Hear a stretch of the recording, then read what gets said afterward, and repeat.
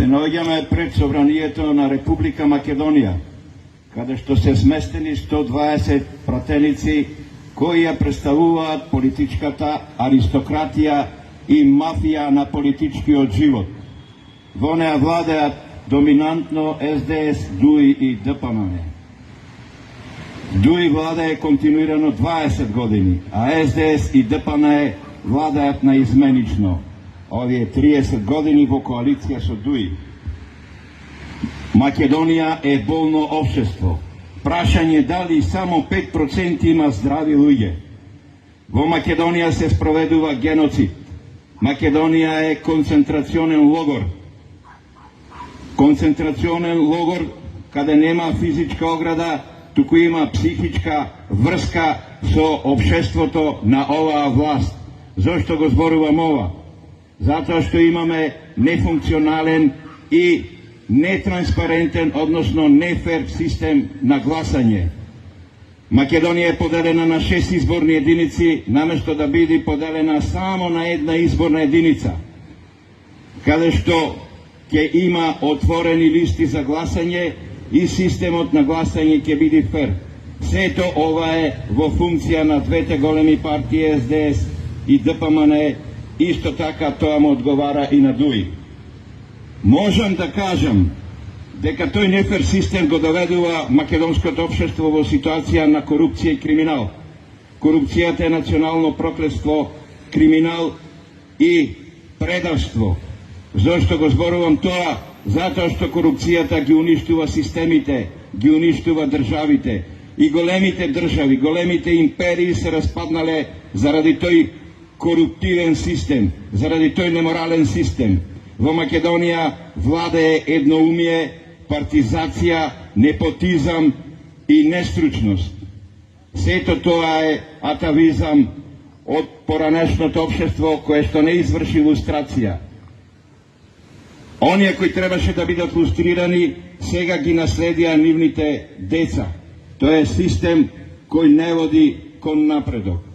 Само систем со една изборна единица, во која политичките партии, кои се легално регистрирани, можат равномерно да настапат во политичката борба, да имаат исти финансиски средства, да имаат равномерна распределба во медиумите, едноставно да има фер борба во која што ќе можат и непознати нови политички партии да влезат во парламентот.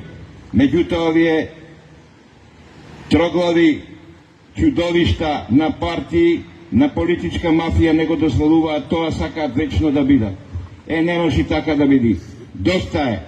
Народот се освестува, народот се охрабрува и го охрабруваме со ова. Сето ова ние што го зборуваме, се зборува по домовите, се зборува на свадби, се зборува на погреби, но се зборува и по црквите.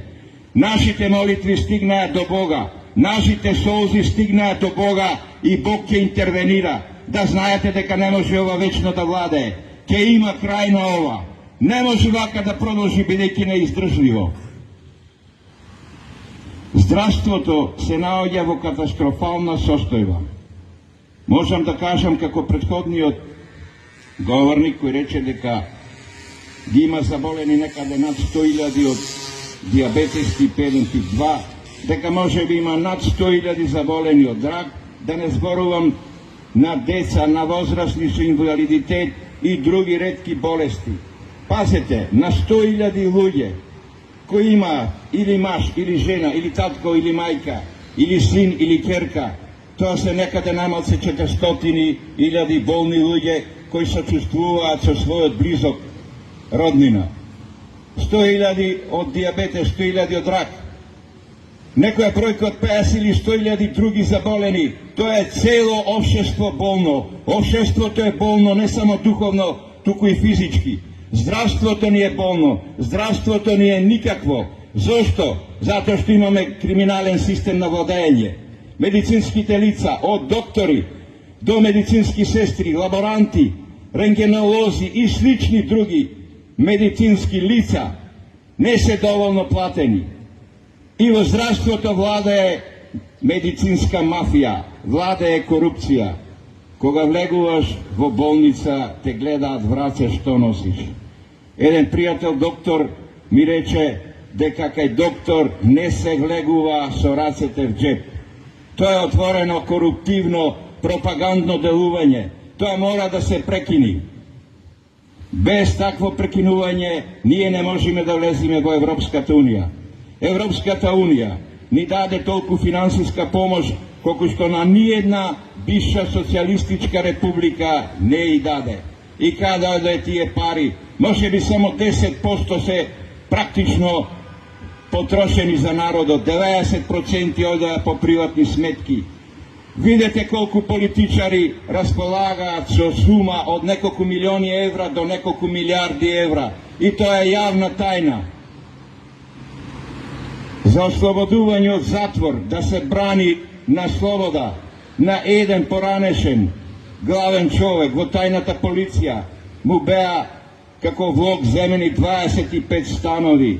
Како стигнал со 25 станови? А не има наводно цела тврдина. Сите знаеме колкаво е неговото богатство и колкаво е неговата моќ.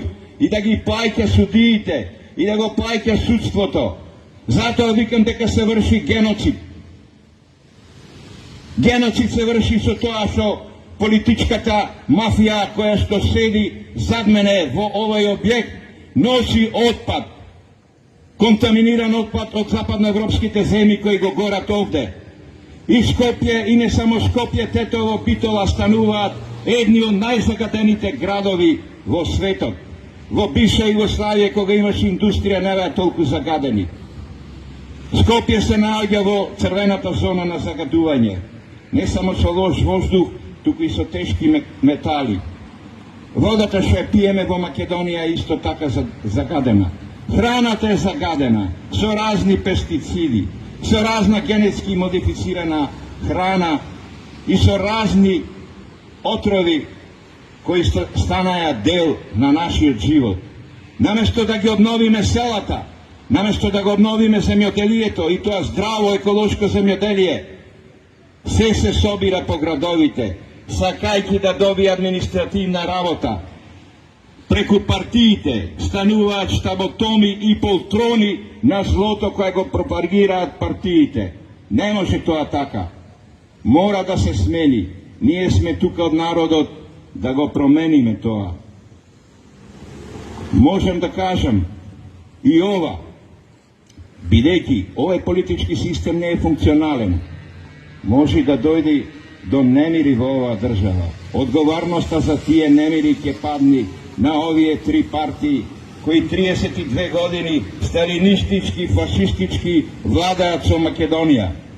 Народот треба да се освести, да се охрабри, да дојде да ни се приглуши овде, да зборуваме на площадите низ Македонија, бидејќи секој македонец и секој граѓанин е едно камче во мозаикот кој се нарекува Македонија. Но немојте да мислите дека за народот никој не е заинтересиран. Има луѓе кои се честни, кои се поштени, ги има и во здравството. И јас сакам да ги поздравам во оваа прилика, кои што се хумани, морални и кои се придржуваат до Хипократовата заклетва. Тоа се луѓе кои со насмевка, со благост ќе ве прифатат. Не е се црно во здравството. Тие луѓе треба да ги наградиме, тродупло треба да ги наградиме. Медицинските лица треба дупло да примат плата, но секој, ако се фати дека зема мито, дека има диплома која што не е валидна, да се оддалечи од тоа место, да има казна, да има толку голема казна што на никој нема да му текни тоа да го спроведува. Во ова време, кога луѓето се оставени на милост и немилост, кои ќе влезат во болница, кога таму нема никој да ги утеши, кога нема ни свештеници да можат да се помолат за нив, а и тоа е еден од условите за влез во Европската Унија, покрај социолог, психијатар или психолог да влегува и свештено лице да се помоли за нив. Значи во ова време, кога болните се оставени на милост и немилост, кога здравството кренало рака, бидејќи не можат да подплатат некои од лекарите, тога се останува на Бога и се молат на Бога. И црквата се моли за нив и Бог прави чуда. Тие се излекуваат. Што ни остана? Значи ни остана да се бориме постојано. Ние, како граѓани во демократи, викаме дека мора да настани промена на овој систем. Мораме да имаме модерно, европско и ефикасно здравство. Без такво здравство нема здрава нација. Тоа мора да се спроведи. Бидејќи секој граѓанин на Македонија е влезен во таква ситуација да мора да влези барем еднаш во медицинска установа. Оние кои мислат дека на 100-200 тајкуни, олигарси, политички мафиози и аристократи ќе им бидат слуги, ќе бидат наградени, а ги има некаде 4 до 5% и оние други 5% кои ги примаат трошките од овие тајкуни, од овие криминалци, да знаат дека и ним крајот им дојди. Бидејќи тие пари што ги земаат не се спечалени со мака и со пот, тие се арам пари, тие се проклети пари и ќе се пренесат на нивните наследници. Во ова време, во Македонија, кога владее еден дух на антиамериканизам, можам да кажам дека 800 лекари и медицински лица постојано се молат за Македонија, за состојбата во Македонија. И тоа е сила, енергија која не подига и која не држи да бидиме храбри понатаму. Можам само да кажам, Господе, биди милости спрема Македонија и благословија и раката Твоја да биде врзнеа да ја заштити од секое зло. Амин.